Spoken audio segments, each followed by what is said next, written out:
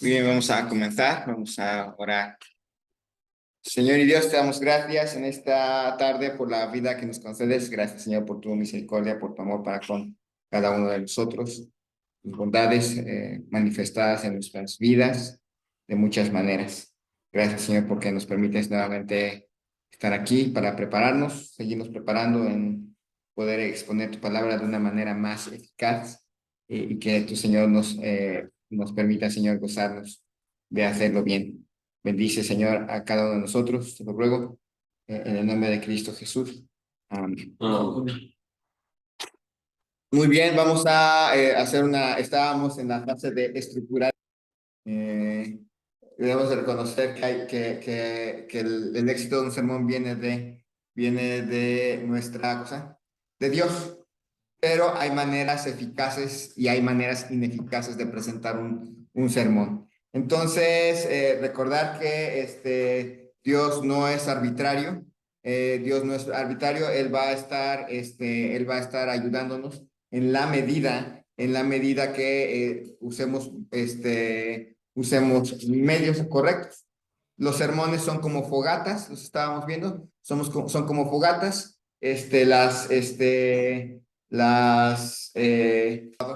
entonces, estructurar bien nuestros sermones es muy importante, ponerle su introducción, ponerle sus puntos, pero bien definidos, nos va a ayudar a que no sea algo nada más aguado.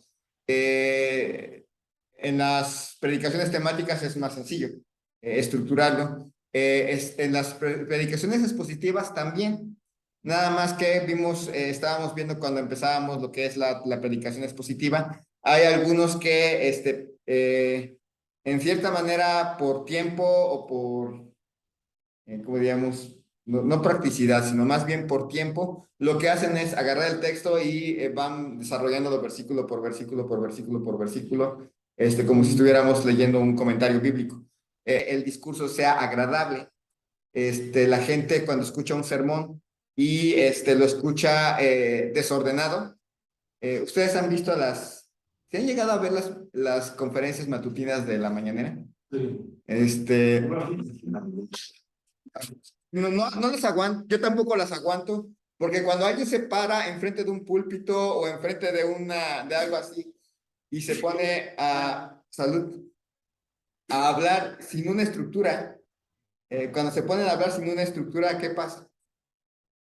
Empiezan a divagar por aquí, a divagar por allá, y tiende uno a meter la pata.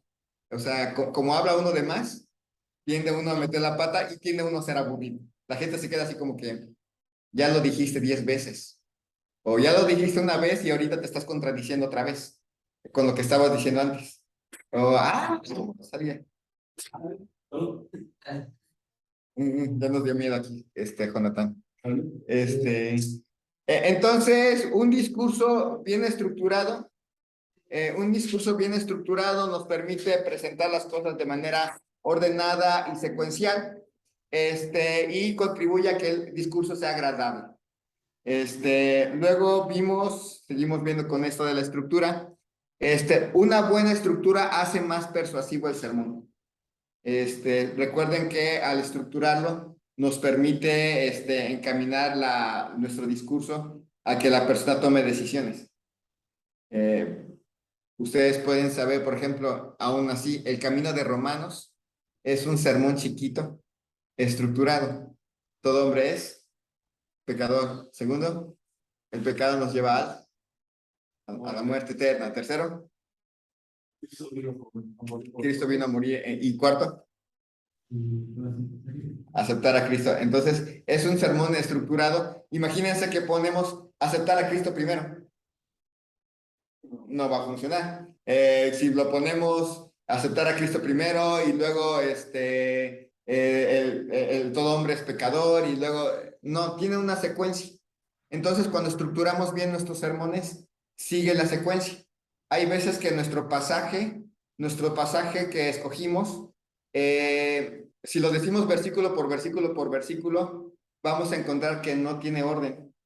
Pero cuando encontramos que hay una secuencia, digamos, una secuencia lógica a la hora de estructurar nuestros puntos, A veces podemos pasar de un versículo, de los primeros versículos a los últimos y regresar a los de en medio, según la estructura, según nos ayude la estructura. Entonces, una buena estructura hace que el discurso sea recordado con mayor facilidad. Eso es lo que vimos la vez pasada. La gente se puede acordar de nuestros sermones. Me acuerdo ¿se acuerdan del hermano Benito Hernández? Él siempre tenía punto 1, 2, A, B, C y D, y cada punto tenía 3 subpuntos en su punto. Entonces, uno podría hacer sus anotaciones. Y yo me acuerdo, yo tengo muchos sermones de él transcritos en el sentido de que podía poner A, B, C, D, porque siempre va a haber A, B, C y D, y siempre va a haber 1, 2, 3, 1, 2, 3, 1, 2, 3, y su ilustración. Ilustración aquí. No es bueno ser así de monótonos, pero sí es bueno ser así de estructurados, para que la gente pueda inclusive apuntar lo que estamos diciendo y que la gente pueda definir este es punto 1, este es punto 2 y este es punto 3, porque lo dijo. Entonces, una buena estructura nos permite saber qué cosas sí deben de estar en él y qué cosas no. Es lo que estábamos viendo cuando agarramos y empezamos a estructurar nuestro sermón. Si algo no cabe en nuestra estructura, no debe de ir. Si algo, ahí a la hora de hacer la estructura notamos, pero eso ya lo dije en el punto 1, ya sé que lo tengo que quitar porque estaré repitiendo. Entonces, una buena estructura también nos permite determinar qué vamos a decir, cómo lo vamos a decir, para no saturar a los oyentes. ¿Qué quiere decir esto? Lo estuvimos viendo también. Si ya veo que tengo 10 puntos, ya tengo mis 10 puntos con 5 subpuntos cada uno, ya sé, tengo que dividir el sermón en dos. No puedo dar los 10 puntos. Por muy bonito que se vea mi sermón con 10 puntos, ya sé que se va a saturar la gente. Entonces, o lo comprimo o lo divido en dos y presento dos sermones diferentes. Esto es algo importante. No necesitamos, a la hora de exponer libros, no necesitamos ver el capítulo completo.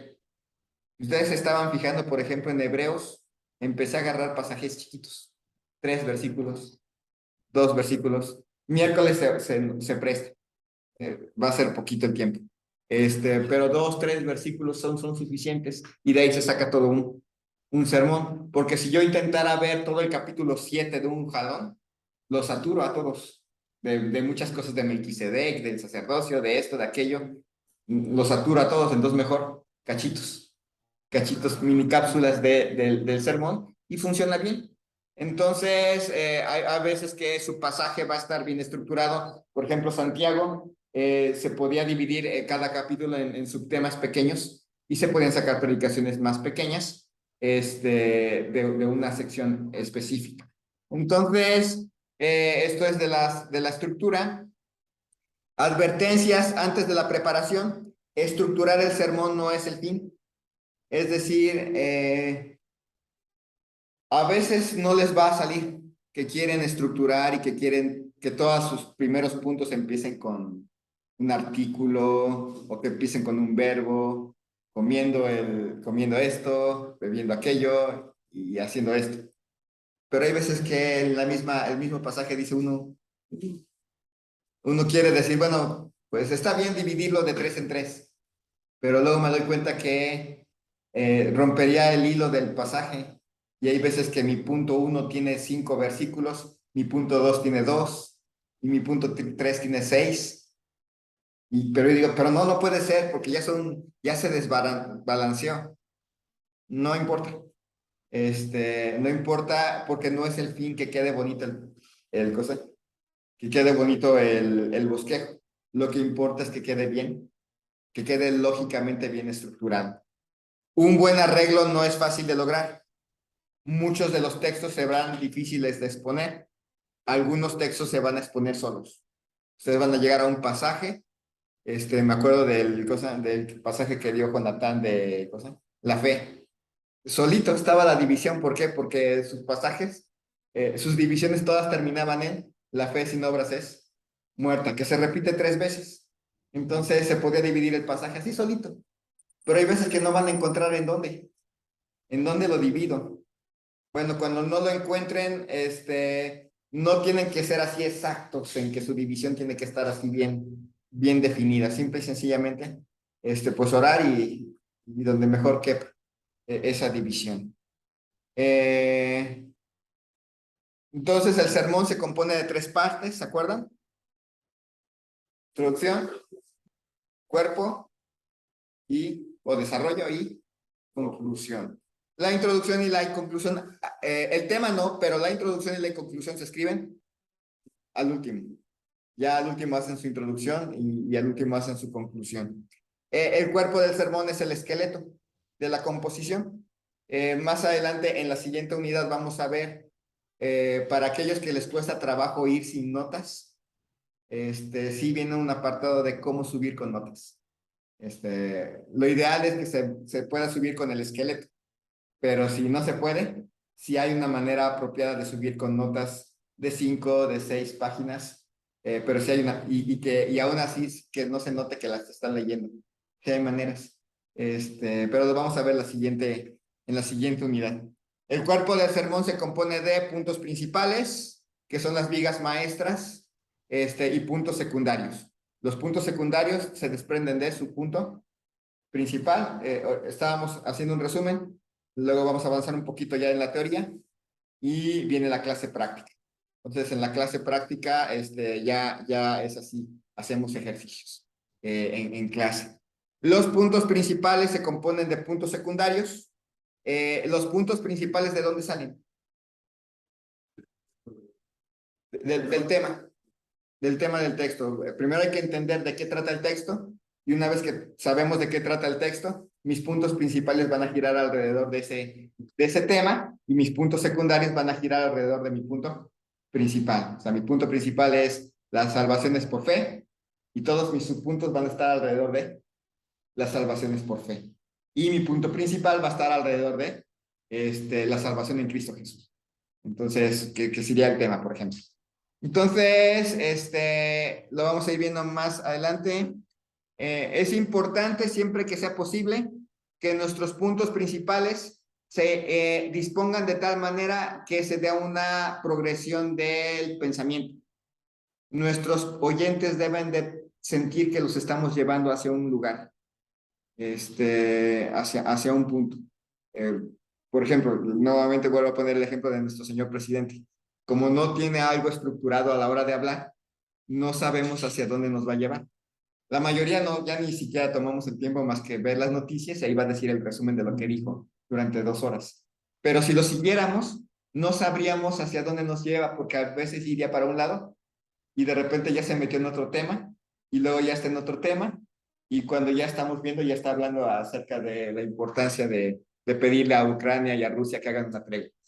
Y empezó hablando acerca de la justicia social. Entonces, no, la gente debe de sentir, me está llevando hacia un punto el predicador. Y debemos darles esa sensación. Así que en un orden lógico, si van a hablar de cosas negativas y positivas, ¿qué va primero? No. No. Va lo negativo. Primero va, no hagan esto, no hagan aquello, no hagan aquí. No. Y enseguida va lo, sí. No hagan esto, hagan aquello. Para que lo último que se les quede sea el sí. Entonces, cuando van a hablar de cosas, no mientan, no roben, no se enojen. En vez de eso, entréguense al Espíritu, oren, hagan el bien. Porque la gente se va a quedar con lo último, no con lo primero. Así que si les ponen el no al último, se van a quedar con el no. Pero lo van a transformar en algo. Esas cosas negativas los van a transformar en algo positivo. Por ejemplo, si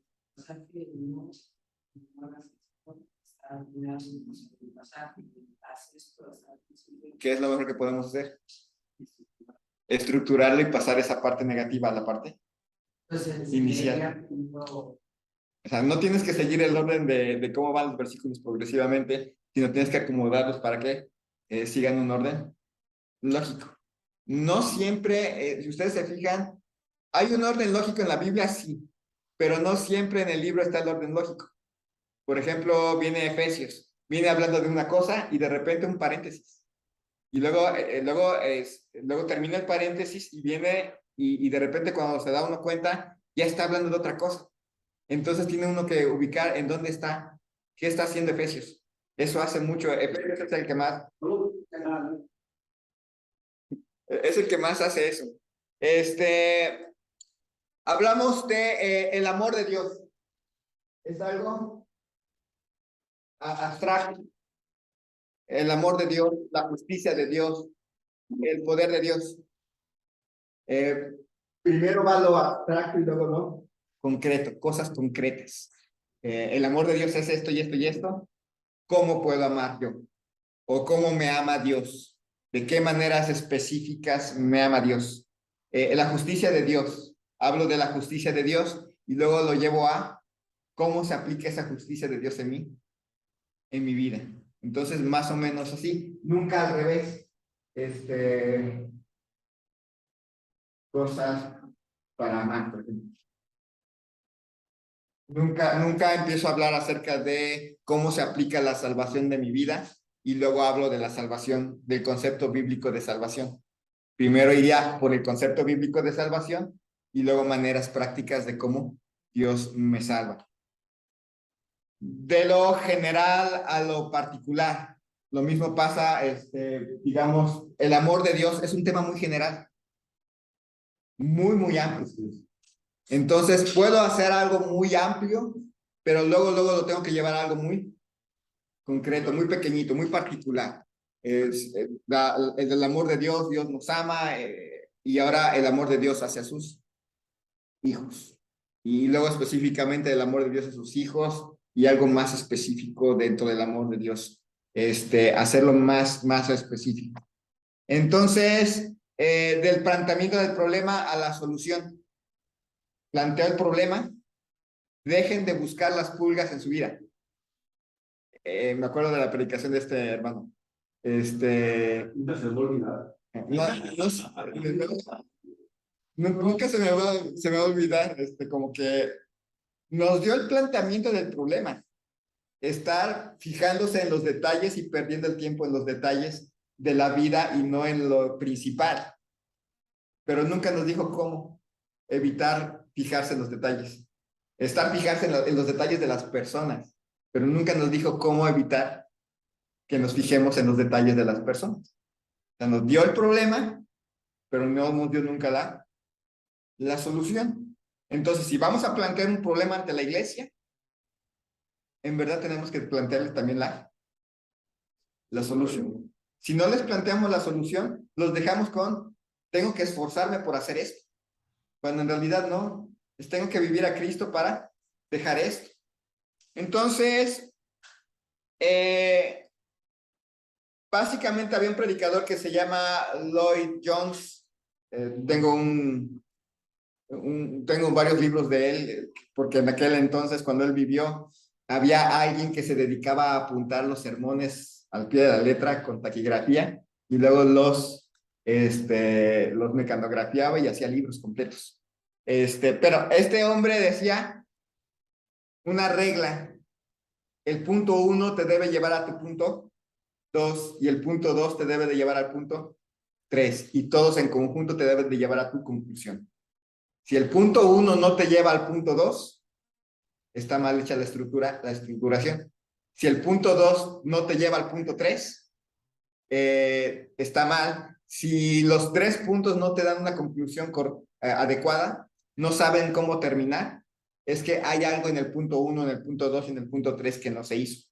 Por eso, por ejemplo, desarrollar el pasaje versículo por versículo, sin estructura, nos cuesta trabajo seguirlo a menos que el mismo pasaje nos dé la estructura. Entonces, acuérdense de eso, su punto 1 les lleva al punto 2 y su punto 2 les lleva al punto 3. Si el punto 1 y el punto 2 no les lleva al punto 3, una de dos, o es que el punto 3 no debe de ir, a lo mejor ya está hablando de otra cosa. La salvación por gracia en Cristo Jesús. El tiempo que pasa entre la primera avenida y la segunda avenida. Ya no. Aunque el pasaje nos hable de eso, ya ese otro punto ya significa que no está. Ya se rompió la lógica y no me lleva a nada. Entonces, ¿qué tengo que hacer? Quitar. Quitarlo. O ver si se puede arreglar ese punto 3 para que me dé un orden, sin forzar el pasaje, para que me dé el orden lógico. Y obviamente vienen hablando de la salvación. Y en conclusión, bien hermanos, vamos a orar, Señor. Bueno, ya llegan a la conclusión. Y entonces, después de haber visto esto de la salvación, por eso es importante dar en la ofrenda. Porque el diezmo no sé qué.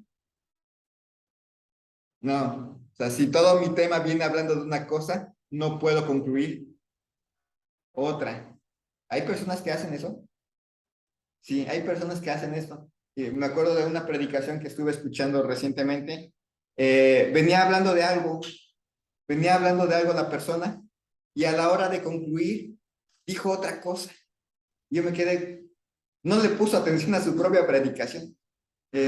Porque venía siguiendo un hilo y termina con una cosa diferente, realmente diferente al hilo, a la conclusión lógica que dio en sus puntos.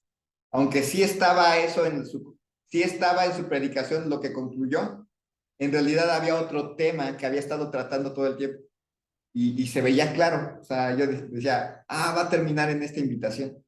Y cuando hace la invitación te quedas así como que, desaprovechó la oportunidad que él mismo se puso a la hora de hacer su predicación.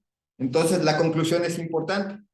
Entonces, cada división, seguimos en este resumen, cada división debe de contener una idea básica y debemos evitar que nuestra división entre en el terreno de otra.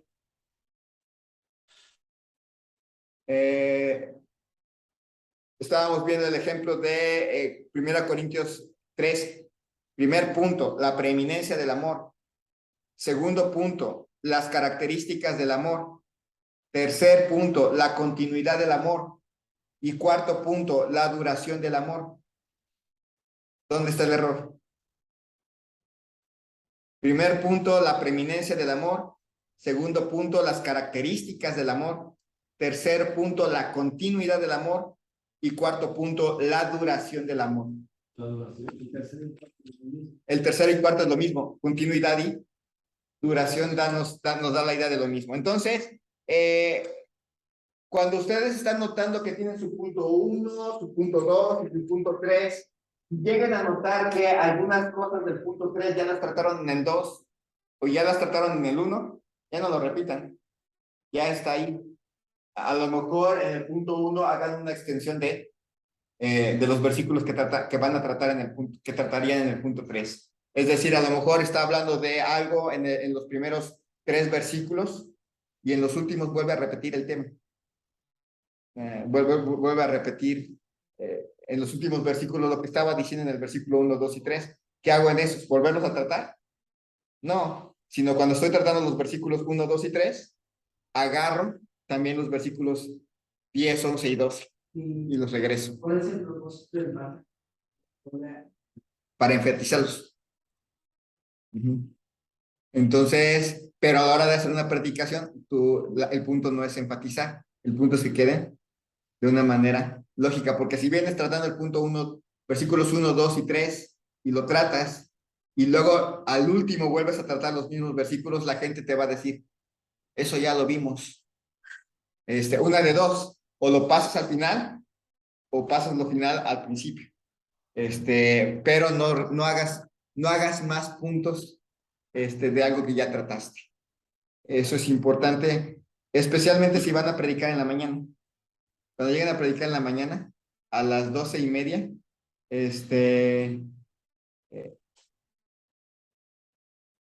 a las 12:30 la gente ya se quiere ir a comer.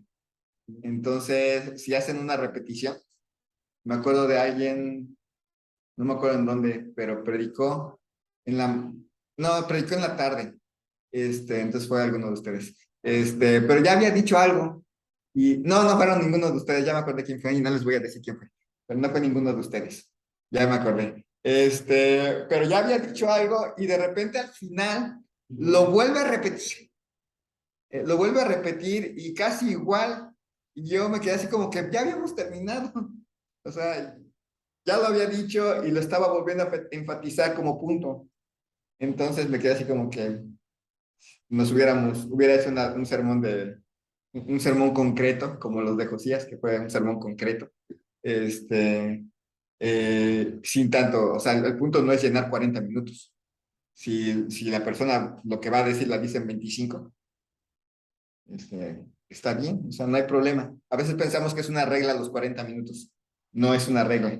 Si por seguir la regla los 40 van a estar dando vueltas en el mismo punto, los van a perder. La gente a la hora de la oración ya no va a querer pasar. Si lo dicen de manera concreta y en 25 minutos termina, probablemente la gente entendió bien y se le quedó y lo captó y se lo lleva. Entonces, no, por ejemplo, lo del miércoles que pasó José no estuvo mal. O sea, dio una predicación pequeña, concreta, entendible, concreta y fácil de recordar. Y la gente, y hasta nos daba chance de en miércoles hacer invitación, algo que normalmente no pasa en miércoles. El miércoles termina uno y sigue la oración. Y con él fue fácil porque lo dijo concreto, cosa, y terminó, lo dijo bien concreto y dejó tiempo. Entonces, eso nos permite hacer una buena estructura. Ujú. Bueno, ya, ahora sí ya vienen cosas nuevas. Las divisiones principales deben ser pocas. ¿Cuántas? Pocas. Las divisiones principales. Esta es regla. Divisiones principales.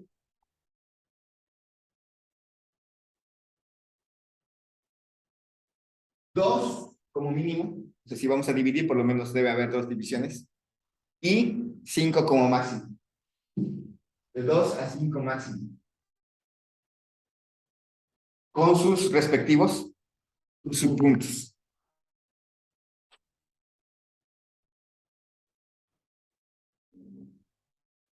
Entonces, no más de 5. Si se requieren más, ¿qué es lo mejor que pueden hacer? 2 sermones, aunque no es regla. O sea, hay veces que dividirlo en 2 significa romper completamente, ¿cómo se llama? La continuidad, a veces. Pero preferentemente si tienen 2 divisiones, si tienen más de 5 divisiones, es mejor hacer 2 sermones.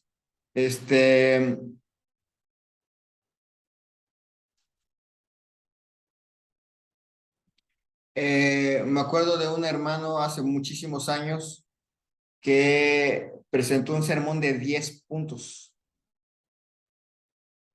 Fue muy cansado. Difícilmente me acordaría yo, al final del sermón, difícilmente nos acordaríamos de los primeros puntos.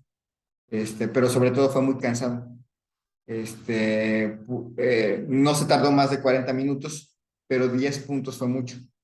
No tenía más que 2 subpuntos cada punto, pero 10 puntos era demasiado.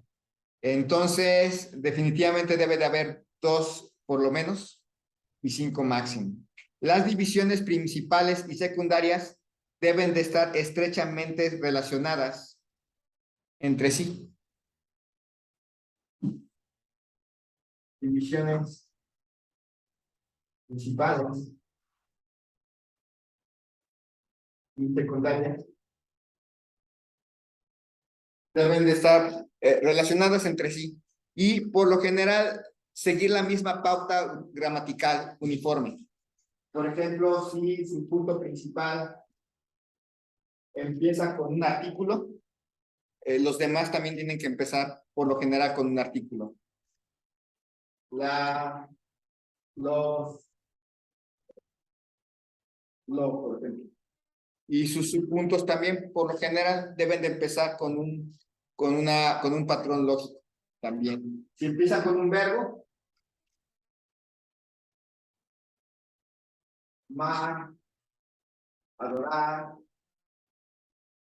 alabar, por ejemplo. Sí.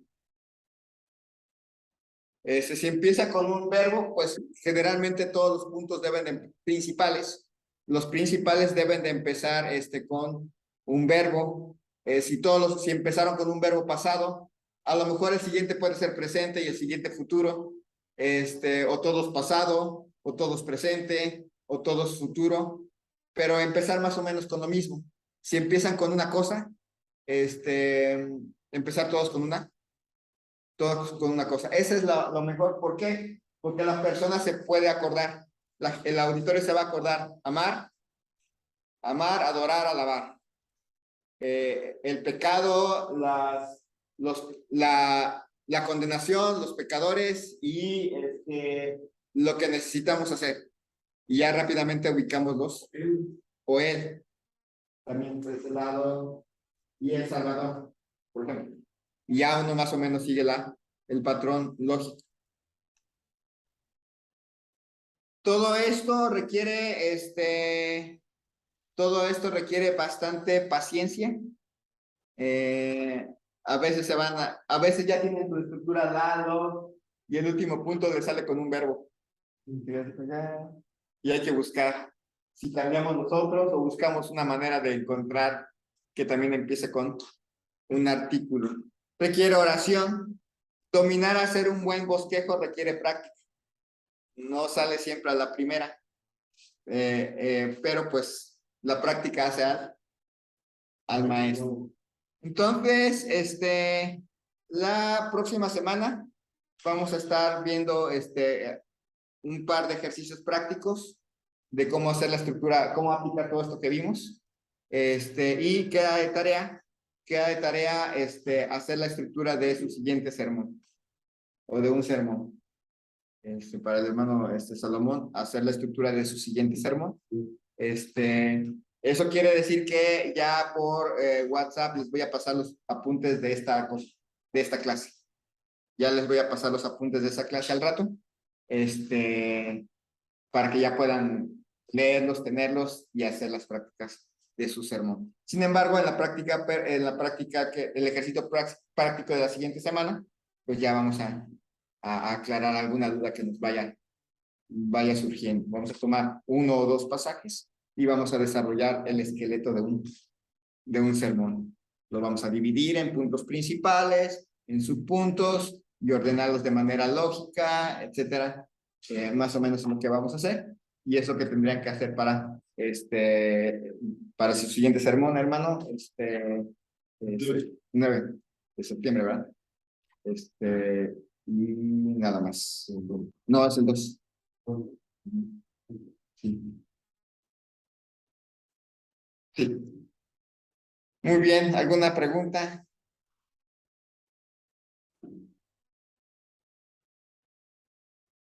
Si no, pues vamos a orar. Me dijo 4 de septiembre. 1, 2, sí es 4 de septiembre, es domingo. Muy bien, pues vamos a orar. Señor y Dios, te damos gracias en esta tarde por la vida que nos concedes. Pido, Señor, tu bendición para cada uno de nosotros y que podamos gozarnos de servirte, de trabajar en ello. Bendice, Señor, a cada uno de los que estamos aquí presentes, a Miguel, a hermano Salomón, a hermano Ismael y a Carlos, Señor. Que tú sigas bendiciéndoles grandemente en su vida y se sigan preparando para servirte de una mejor manera. Te ruego esto en el nombre de Cristo Jesús. Amén. Amén.